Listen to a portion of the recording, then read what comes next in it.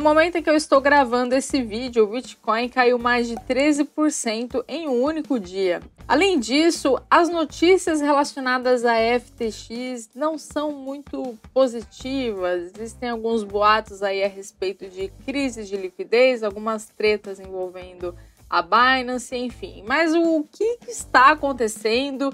Quais os impactos disso do mercado? Como que isso explica esse movimento do Bitcoin? O que você pode fazer para não ser prejudicado em situações como essa? É disso que eu vou falar nesse vídeo. Se você não me conhece ainda, meu nome é Fernanda Guardia. Nesse canal nós falamos de mercados, economia, investimentos, urânio, Bitcoin, offshore, viagens, paraíso fiscal, enfim, a gente fala de tudo. E eu quero pedir para você se inscrever aqui nesse canal, porque eu estou sempre postando esse conteúdo. E olha, pessoal, para vocês, às vezes você vai falar assim, o que é um número, o que é uma curtida, um inscrito. Mas para mim isso conta muito.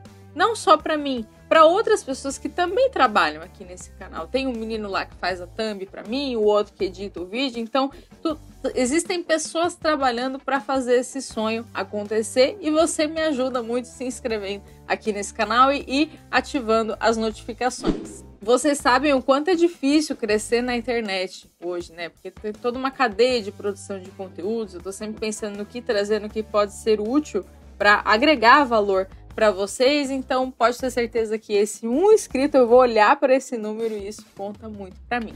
Mas vamos aqui então para o tema desse vídeo. Eu vou mostrar alguns gráficos extraídos de dados on-chain.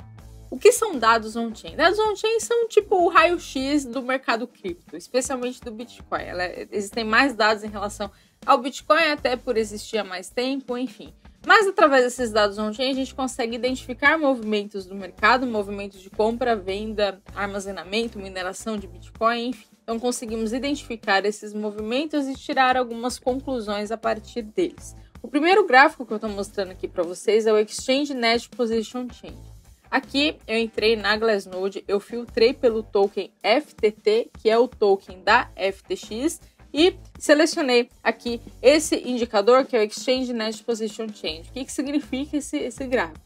Toda vez que a gente tem barras verdes, significa entrada de tokens para as corretoras. E toda vez que tem barras vermelhas, saída desse token das corretoras, tá?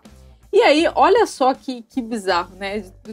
Diante de todas essas notícias, esse caso que eu já vou explicar o que aconteceu na treta da Binance com a FTX, aguenta aí, assiste esse vídeo até o final, hein? Mas, enfim, nesses últimos dias, diante dessa situação tão tensa, a gente teve aqui um pico muito grande, uma barrona verde ali aparecendo do token FTT.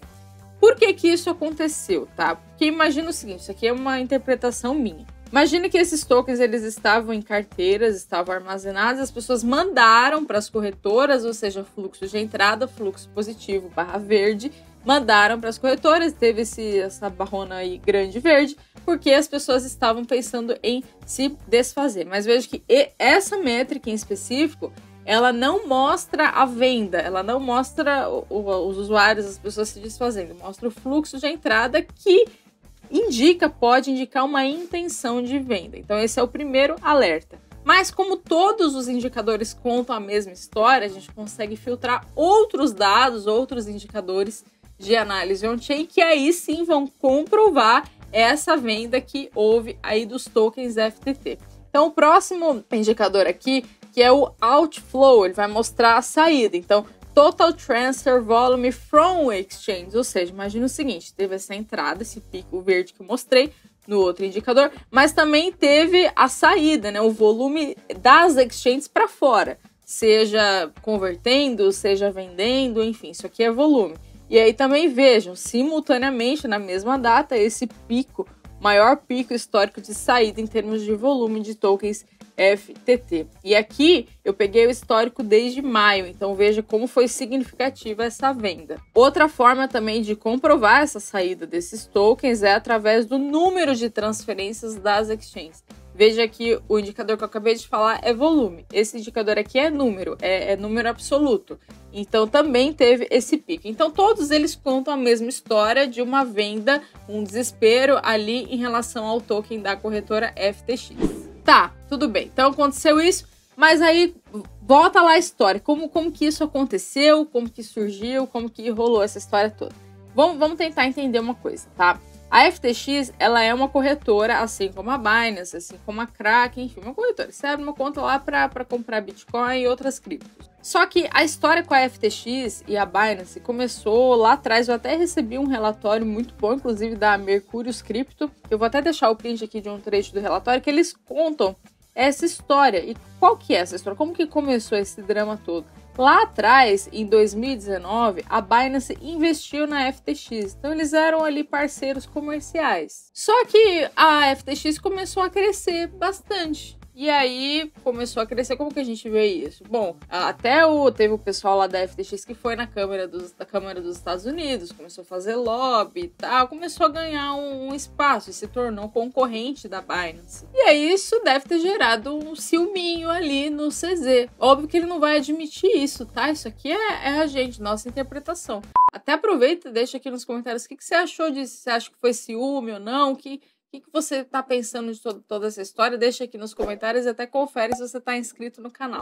Mas enfim, gente, aí o que aconteceu, né? Lá aqui no dia 6 de novembro, o CZ, que é o dono da Binance, o CEO da Binance, afirmou que iria vender 2 bilhões em tokens de FTT. Foi o que eu falei. Para mim, isso é história de ego ferido. Mas assim, ele deu, né, as justificativas deles aqui. Até, de novo, citando o tweet do CZ. Ele falou o seguinte, que a liquidação das posições em FTT fazem parte de uma política de gestão de risco aprendida após o caso da Luna. Vocês lembram do que aconteceu lá com a Terra Luna, né, gente? E o porquê que deixar seu patrimônio em dólar com stablecoin é algo... gente, não faça isso. Não faça. Never, never. Se for dolarizar, vai para o meio tradicional. Não deixem stablecoins. Stablecoins são ótimas para liquidez, para trade, para comprar Bitcoin, enfim.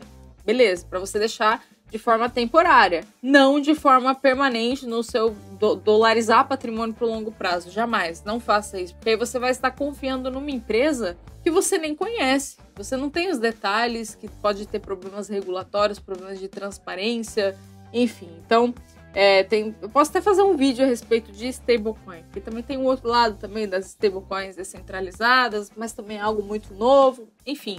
Isso daria um outro vídeo, se você quiser, comenta aqui embaixo que eu faço. Mas, enfim, gente, essa foi a justificativa do CZ, falando que depois do que aconteceu com a Luna, eles estavam com uma política de gestão, aí que ele não vai apoiar pessoas que fazem lobby contra outros players do setor pelas costas. Ou seja, rolou aí um ciúminho da FTX. E aí, gente, quando eles decidiram liquidar as posições, a Binance decidiu fazer isso, a FTX simplesmente admitiu uma crise de liquidez. O que significa crise de liquidez? Eu vou fazer um resumo aqui. Significa que se todo mundo resolver vender, a empresa não teria condições, não teria liquidez de pagar os clientes, de honrar com aqueles clientes. É um resumo aqui bem básico do que significa crise de liquidez nesse caso. E aí foi isso, a Binance decidiu resgatar e aí a FTX falou, opa, pera lá, que isso aí vai dar ruim pra gente. E aí a FTX pediu ajuda para a Binance, admitindo uma crise de liquidez significativa, e até o momento que eu estou gravando esse vídeo,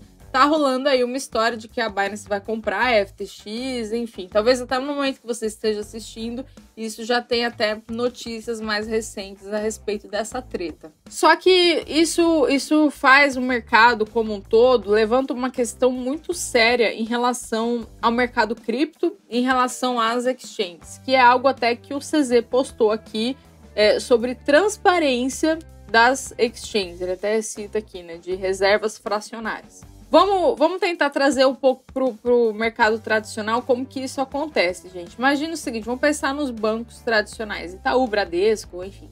Se todo mundo decidir tirar dinheiro na mesma hora, todo mundo ali no mesmo segundo, o banco não consegue pagar todo mundo na mesma hora. Por quê? Porque o banco utiliza o dinheiro dos clientes para investimentos, para suas aplicações. A gente sabe disso. Por isso que nas aplicações do banco, dependendo de como você faz, vai estar lá D mais 5, D mais 30, D não sei o que. Você tem noção, muitas vezes quando você faz uma aplicação, que esse resgate não é imediato, porque é o tempo do banco conseguir honrar com aquela aplicação. E você sabe disso, você autorizou isso, você decidiu aplicar isso, no caso dos bancos. Só que no caso de cripto, aí que vem o ponto que, nossa, eu fiquei com isso daí na cabeça um tempão, porque eu falei, gente...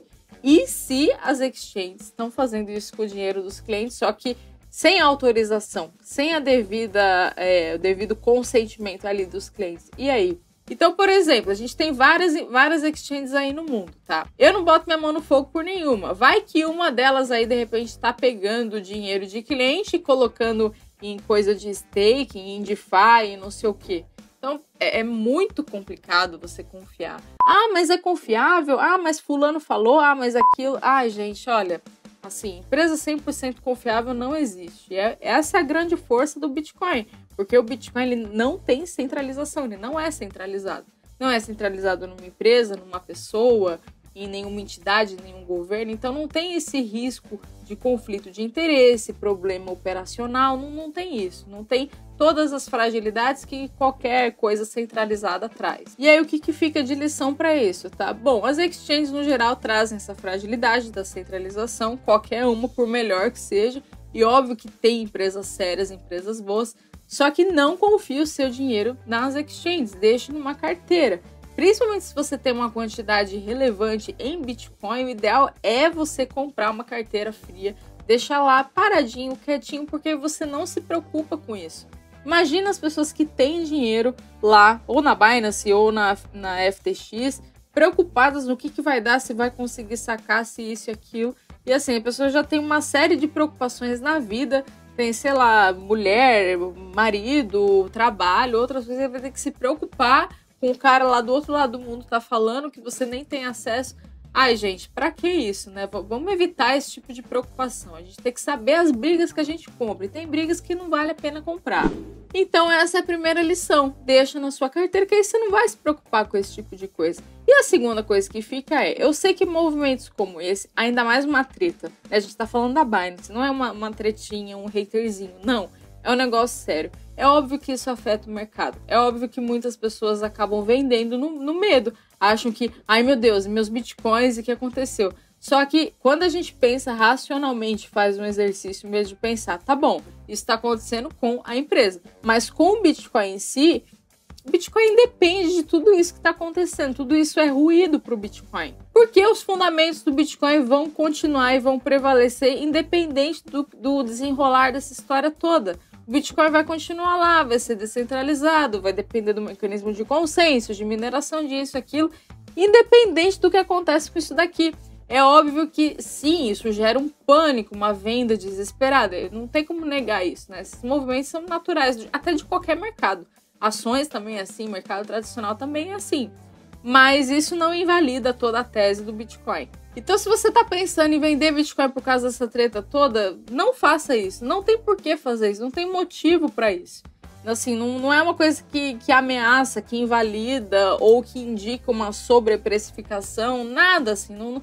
Não vejo motivo para você se preocupar com isso. Se você, como eu falei, deixar numa carteira guardadinho, bonitinho. E isso das exchanges, das reservas aí das exchanges, pode dar uma merda muito grande. Então, assim, pode ser que apareçam outras notícias de outras exchanges por aí que estão fazendo algumas operações duvidosas. Eu não sei, como eu falei, não vamos botar a mão no fogo por ninguém. Mas o importante é diferenciar aquilo que está diretamente relacionado ao Bitcoin e aquilo que está relacionado a outras soluções centralizadas como essas corretoras. Pessoal, espero que vocês tenham gostado desse vídeo. Eu vou deixar outros 2 vídeos aqui no final. Deixa tocando aí quando estiver lavando a louça, arrumando a casa, brincando com o cachorro. Deixa tocando aí, que acho que tem bastante conteúdo aqui. Espero que vocês gostem e até o próximo vídeo.